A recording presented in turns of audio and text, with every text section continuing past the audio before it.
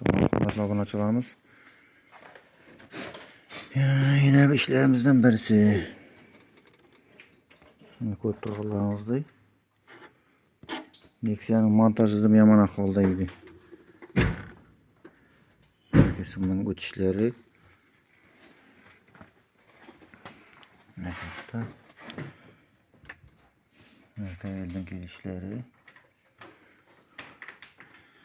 Hem bir bulgaşıvat idi bu maşınımızdan. Montajlarını çok kılıp taklap verdik. Polni montaj kılındı bu. Apşıpkalıya olup gitti. Yani şu apşıp iyişikleri yaman ko vaxtımızda aldı lekin.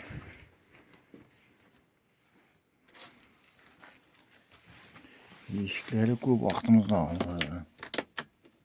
Akümülatör yok, üzür. Akümülatör cayın demez.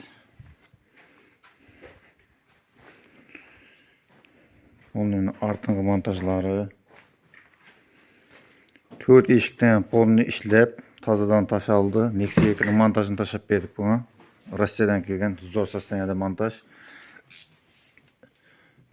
Предохранитель bloklarım çok iyi sosteniyada eken.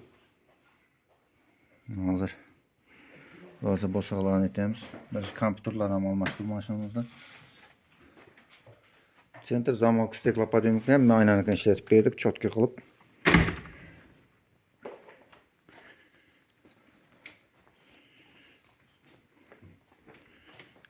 Maşın buksiyerdə geldi, sürəvəb güydülər, hazır. Qatar yağıb, netib qoyubumuz. Maşın satıladı. Kızıqqalla olsa pesta nömer qaldıramız. Soru verəsilər.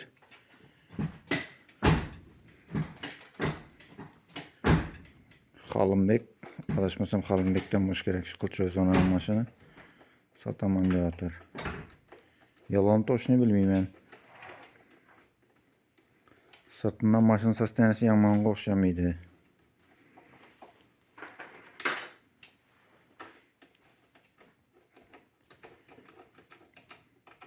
Yani şimdi maşınlarınızın ayniqsa elektrik nelerinden mammanız olsa xabarlaşabilirsizlər. Bize de zapças plus qolaq bölüp böleşen yola koyulgan. Dinleyenlerimizden var variantlar. Çotki kılıp hem zapçaslarını etip bir qatar kompüterden diagnostika kılıp bunu taklap koyupmuz hazır. Meyde cüde ileri katırlı otur hazır.